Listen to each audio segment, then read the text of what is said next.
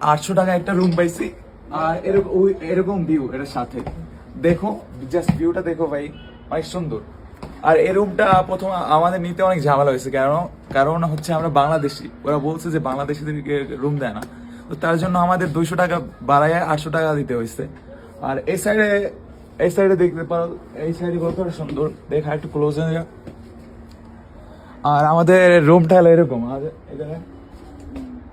এখানে আমাদের রুম, ছোটখাটো একটা রুম, ছোটখাটো একটা রুমে একটা বেড আছে দুইজনের জন্য। আর এখানে আমরা আমাদের ব্যাগ ট্যাগ রাখতে পারবো। আর এখানে মেবি একটা টেলিভিশন দিচ্ছে, যেটা হয়তো কাজ করে কিনা জানি না, আই ডোন্ট নো। আর এখানে পানি খাওয়ার জন্য একটা জগ দিচ্ছে। অ্যান্ড সবচেয়ে ইন্টারেস্টিং পার্ট যেটা, বাথরুমটা দেখো ভাই কতটা ছোট। আচ্ছা, এটা বাথরুম, মানে 800 টাকায় কি চাই, এটা ঠিকঠাক এখানে আমি বলবো। আর এই 800 টাকার সাথে এখানে একটা ভিউ, ওখানে যা, ওখান থেকে দেখা এরকম একটা ভিউ, মানে অসাধারণ।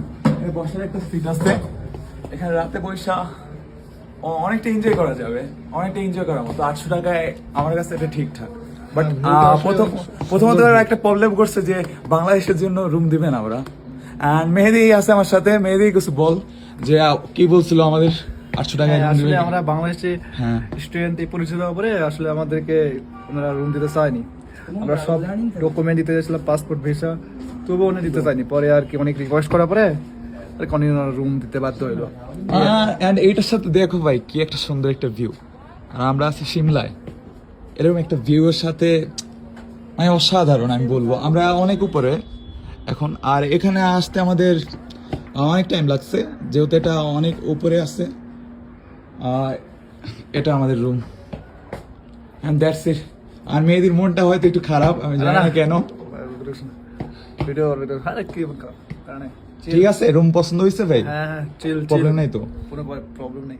সো ঠিক আছে ভাই, আমরা আরো ভিডিও করবো, আরো আপডেট জানাবো তোমাদের। ঠিক আছে, থ্যাংক ইউ।